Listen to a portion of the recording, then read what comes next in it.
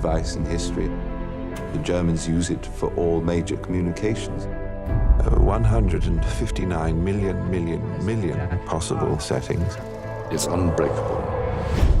Sebuah kisah nyata kerja keras dari orang yang dianggap remeh, yaitu Alan Turing, yang mampu mengalahkan mesin tersulit dalam sejarah dunia pada saat Perang Dunia Kedua melawan Nazi. Sebelum kita membahas film ini, jangan lupa klik tombol like, subscribe, dan nyalakan lonceng notifikasinya untuk membantu channel ini berkembang dan dapat mengetahui video terbaru dari channel ini, guys. Langsung aja guys, kita masuk ke alur cerita film The Imitation Game. Seorang pria ahli matematika yang bernama Alan Turing pergi ke Manchester, Inggris untuk menawarkan diri bergabung dengan tim militer Inggris Raya dalam Perang Dunia Kedua. Petinggi militer Inggris Raya yang bernama Denniston dengan kemampuan Turing sebagai ahli matematika. Namun, Turing berupaya meyakinkannya bahwa dia mampu memecahkan kode mesin dari Enigma. Denniston pun terkejut karena Turing kok mengetahui mesin itu, dan ia mengatakan bahwa mesin kode Enigma adalah hal yang mustahil untuk dipecahkan. Tetapi karena kemustahilan itu, Turing sangat antusias dan tertarik untuk bergabung untuk memecahkan kode mesin Enigma. Kemudian, latar berubah di sebuah ruangan yang terdapat mesin Enigma. Mesin Enigma adalah sebuah mesin yang mengirimkan pesan peledakan di suatu wilayah, yang selalu berganti kode setiap waktunya. Dengan memandangi mesin Enigma, Turing menghitung cepat dan memperkirakan ada 150 juta kemungkinan kode rahasia yang dikirim dalam satu hari oleh Nazi. Hitungan Turing pun diperbaiki oleh seorang yang bernama Alexander. Dia adalah ahli catur yang menghitung 159 juta kemungkinan kode Enigma yang dikirim dalam setiap harinya. Kemudian Denniston dan Stewart Manzane, seorang dari MI6, memaksa Turing untuk bergabung dengan tim yang dipimpin oleh Alexander. Waktu bekerja pun dimulai, tetapi tak kunjung mendapatkan hasil.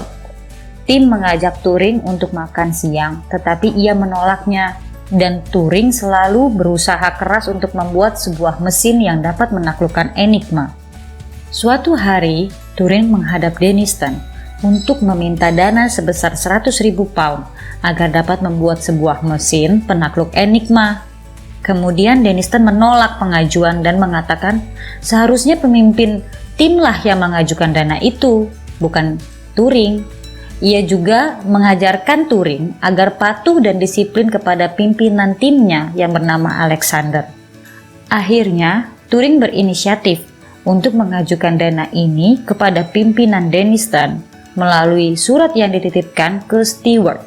Di sebuah ruangan meeting, Denniston mengatakan bahwa pimpinannya menyetujui surat Turing yang berisi pengajuan dana 100.000 pound sterling untuk mesin, dan menjadikan Turing juga sebagai pimpinan tim.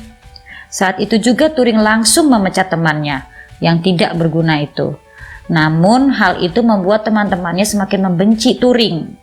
Tim terus berusaha memecahkan kode Enigma, namun tak kunjung cukup waktunya dalam satu hari, sehingga bom pun meledak di waktu dan tempat yang tidak diketahui. Di waktu yang sama, Alexander semakin membenci Turing karena sibuk sendiri dengan membangun mesin. Namun kembali Turing menjelaskan bahwa hanya mesin yang mampu melawan mesin. Akhirnya Turing mencoba mendekati teman-temannya dan mengajak temannya untuk membangun mesin itu bersama. Ketika mesin sudah berhasil dibuat, lalu percobaan pertama dilakukan. Mesin Turing sedang bekerja, tetapi Denniston tiba-tiba datang bersama prajuritnya mematikan mesin Turing. Lalu Turing dipecat. Ia dianggap tidak mampu membantu pekerjaan militer Inggris. Padahal dana 100.000 pound sterling sudah dikeluarkan untuk mesin itu.